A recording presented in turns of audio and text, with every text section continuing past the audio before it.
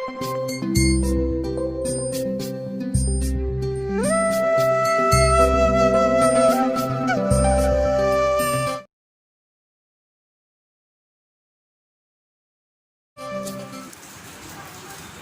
students, today I am going to discuss a very important topic of class 12 mathematics, and this topic is integration.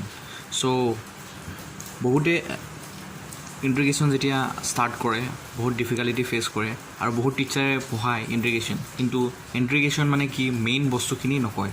So integration মানে কি হয়, so integrationৰ আৰত কিমানখিনি concept লুকাই আছে সেইখিনি বিষয়ে সঠিককৈ ক'বলৈ নোৱাৰিও আৰু কিছুমানে জানিও নকয়, ভালকৈ নুবুজায়.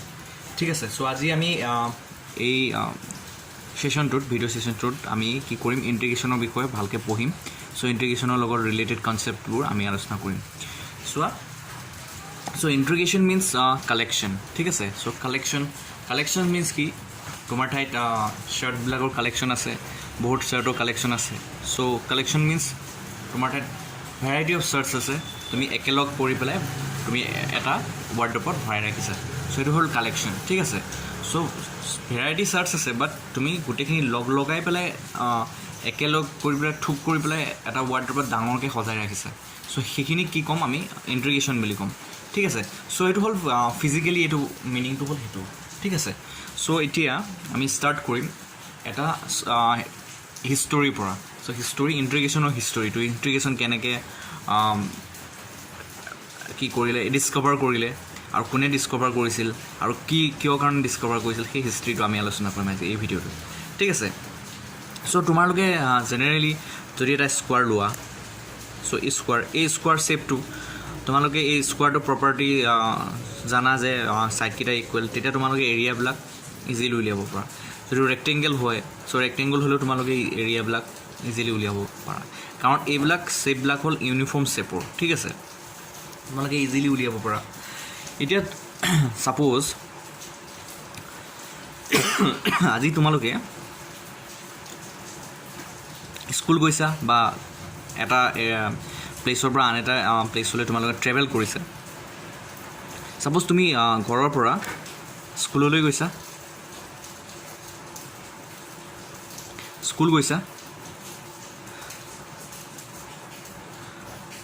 ঠিক আছে. তো জাৰ্ণিটো কেনেকুৱা, তুমি চাইকেলেৰে যাবা, নহ'লে বাইকেৰে যাবা, নহয় কিবা ভেহিকুলত যাবা. যেতিয়া তুমি ঘৰৰ পৰা স্কুললৈ যাবা, তোমালোকে এই জাৰ্ণিটোত তোমালোকৰ স্পীডটো চেঞ্জ হৈছেনে? চ' চেঞ্জ হ'লে, যিহেতু স্পীডটো চেঞ্জ হৈছে, গতিকে তোমালোকৰ যিটো জাৰ্ণি হয় সেইটো ইউনিফৰ্ম কেতিয়াও নহ'ব, নন ইউনিফৰ্ম হ'ব. কাৰণ কিয় কাৰণে, তোমালোকে স্পীডটো চেঞ্জ হৈ আছে, উইথ ৰেচপেক্ট টু টাইম তোমালোকে স্পীডটো চেঞ্জ হৈ আছে. গতিকে চ' দিছ জাৰ্ণি ইজ নন ইউনিফৰ্ম.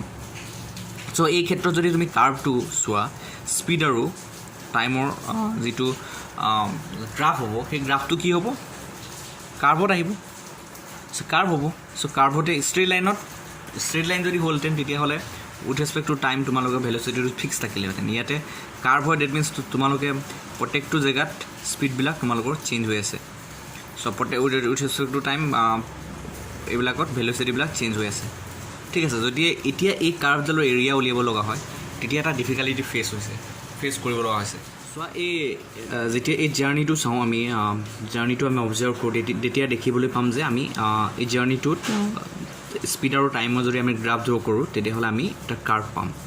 ঠিক আছে, চ' এই কাৰ্ভটো আণ্ডাৰত যিখিনি এৰিয়া হয় এইখিনি, চ' কাৰ্ভটো যিহেতু ইয়াতে নন ইউনিফৰ্ম, গতিকে আমি ইয়াৰ এৰিয়াটো উলিয়াবলৈ আমাৰ প্ৰব্লেম আহিব. ঠিক আছে, চ' প্ৰব্লেম যেতিয়া আমি পাম, আমি ডিফিকাল্টি ফেচ কৰিম, তেতিয়া কি কৰিম, আমি কেনেকৈ উলিয়াম, সেইটো ভাবি পেলাই কি কৰিলে 17th century ষ্টাৰ্টিঙতে, চ' লেবনিজ আৰু নিউটনে কি কৰিলে, এই দুজন চাইণ্টিষ্ট আছিল. চ' লেবনিজ আছিলে এজন মেথামেটিচিয়ান, নিউটন আছিলে মেথামেটিচিয়ান এণ্ড অলছ' ফিজিচিষ্ট. ঠিক আছে, চ' এওঁলোকে কি কৰিলে যে এই এৰিয়াটো উলিয়াবলৈ কাৰণে, ইয়াৰ আণ্ডাৰত যিটো এৰিয়া হয় এইটো উলিয়াবলৈ কাৰণে কি কৰিলে তেওঁলোকে, চ' কি কৰিলে, এই এৰিয়াটোক কি কৰিলে, দুটা ভাগত ভগাই দিলে, এনেকৈ ড্ৰ কৰিলে. চ' এই দুটা ভাগত কেনেকৈ এইটো এটা পৰ্চন, এইটো এটা ৰেক্টেংগুলত বনালে আৰু এইটো এটা ৰেক্টেংগুল ড্ৰ কৰিলে আৰু লগতে এইখিনি এৰিয়া এনেকৈ ৰাখি দিলে ঠিক আছে। চ' এই দুটা এতিয়া ইয়াৰ নাম দিলোঁ 1, এইটো নামটো 2 ঠিক আছে। চ' এই দুটা যিহেতু ৰেক্টেংগুল হয় এই দুটা এৰিয়াটো অবভিয়াছলি আমি কেলকুলেট কৰিব পাৰোঁ।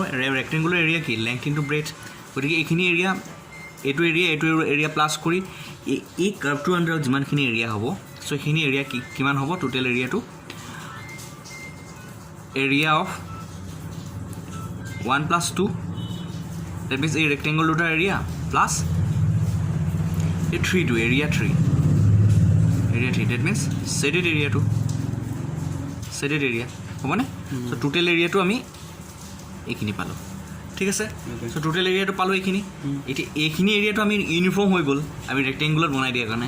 আমাৰ প্ৰব্লেম আহিল ক'ত এৰিয়া 3 এই শেডেড এৰিয়া আমি এইখিনি উলিয়াবৰ কাৰণে আমাৰ ডিফিকাল্টি ফেচ কৰিম আমি।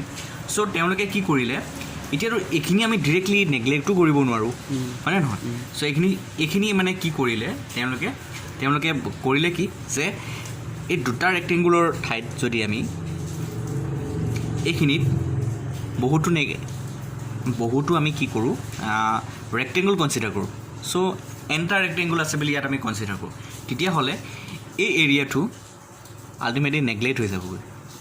কেনেকৈ হ'বগৈ নেক্সট এই ফিগাৰটো চোৱা, তোমালোকে ফিগাৰটো চালে তোমালোকে অবজাৰ্ভ কৰিবা কেনেকৈ নেগলেক্ট হ'ব। চোৱা এইটো আছে। চ' দুটা ৰেক্টেংগুলৰ ঠাইত আমি যদি এইখিনিত চোৱা এনেকৈ যদি সৰু সৰু ৰেক্টেংগুল বনাওঁ যিমান বনাব পাৰি যিমান সৰু সৰু কৰিবা সিমান সুবিধা হ'ব আমাৰ। চ' এনেকৈ যদি আমি এন ৰেক্টেংগুলছ বনাই দিলোঁ তেতিয়াহ'লে আমি কি হৈ যাব আমাৰ সুবিধা হৈ যাব। এইখিনি এনেকৈ হ'ল। চ' এইটো আমি এনেকৈ ৰেক্টেংগুল বনাই গৈ আছোঁ দেখিছানে, ৰেক্টেংগুলছবিলাক এনেকৈ বনাই গৈ আছোঁ। চ' আল্টিমেটলি বহুতখিনি এৰিয়া কভাৰ হৈ গ'ল, ইয়াতে সৰু সৰু কিছুমান টুকুৰাহে বাদ পৰিলে দেখিছানে। ইয়াতে যদি আৰু আমি সৰু কৰি দিওঁ এনেকৈ সৰু ৰেক্টেংগুল বনাওঁ তেতিয়া আৰু কমি গৈ থাকিব। চ' নেগলেক্ট হোৱা পৰ্চনটো বহুত কমি গৈ থাকিব আল্টিমেটলি, অকণমানহে নেগলেক্ট হৈ যাব। চ' সেইখিনি বহুত মাইনৰখিনি আমি নেগলেক্ট কৰিব পাৰোঁ, কিন্তু ইয়াতে বহুতখিনি বাদ পৰি যাব, এইখিনি ডিৰেক্টলি আমি নেগলেক্ট কৰিব নোৱাৰোঁ। গতিকে সিহঁতে আইডিয়াটো কৰিলে কি যে এনেকৈ এন নাম্বাৰছ অফ ৰেক্টেংগুলছ বনোৱা ষ্টাৰ্ট কৰি দিলে। চ' সেইটো প্ৰচেছ কৰি পেলাই সিহঁতে সেই এনেকুৱা কাৰ্ভি এৰিয়াবিলাকৰ আণ্ডাৰত যিখিনি এৰিয়া হয় সিহঁতে কেলকুলেট কৰিছিলে ঠিক আছে। চ' এইটো কনচেপ্ট ইউজ কৰি পেলাই চ' এৰিয়াটো কেনেকৈ পাব এতিয়া। চ' কথাটো হ'ল সেইটো। চ' ইয়াতে x1 এইখিনিত দিলোঁ এটা পইণ্ট x1, এইখিনি এটা x2। চ' এইখিনি এৰিয়া আমি মেথামেটিকেলি লিখিম। চ' x1 x2 এতিয়া চোৱা তাৰ কাৰণে কি এটা ফাংচন কনচিডাৰ কৰিব লাগিব, কিয় কাৰণে এক্সৰ ভেলুৰ কাৰণে আমি প্ৰত্যেকটো ৱাই ভেলু পাব পাৰোঁ যদি ফাংচন কনচিডাৰ কৰোঁ। ইয়াতে y = fx হয়নে নহয়, তেতিয়া এক্সৰ ভেলুৰ কাৰণে প্ৰত্যেকটো এক্সৰ ভেলুৰ কাৰণে ৱাই ভেলু পাম। গতিকে x1ৰ কাৰণে এইখিনিত কি পাম f(x1) পাম, আৰু x2ৰ কাৰণে এইখিনিত কি পাম f(x2) পাম। আৰু এইখিনি কি বুলি ধৰিলে ডেল্টা এক্স বুলি ক'লে, এইটো উইথটো ডেল্টা এক্স বুলি ধৰিলে হ'ব। চ' এৰিয়া কি হ'ব y ইনটু ডেল্টা এক্স। চ' y1 প্ৰথমটোৰ কাৰণে y1 লৈলোঁ, তাৰপিছত y2 ডেল্টা এক্স প্লাছ এইটো শেডেড এৰিয়া হ'ব। চ' ইয়াৰ পৰা y1 অৰ্থাৎ কি লিখিব পাৰিবা f(x1) delta x f(x2) delta x plus shaded area ঠিক আছে। এতিয়া চোৱা এইখিনিক আমি এজ এ সামেশ্যন লিখিব পাৰিম, সামেশ্যন i runs from 1 to 2 f(xi) delta x লিখিব পাৰোঁনে। এই সামেশ্যনটোৱে ফাইনেলি কি হ'বগৈ ইণ্টিগ্ৰেশ্যন হ'বগৈ, কাৰণ আমি কালেকশ্যন কৰি দিলোঁ মানে লগাই দিলোঁ যোগ কৰি দিলোঁ, এইটোৱে ইণ্টিগ্ৰেশ্যন হ'বগৈ শেডেড এৰিয়া ঠিক আছে। চ' আমি এই ইনফাইনিট নট একজেক্টলি ইনফাইনিট।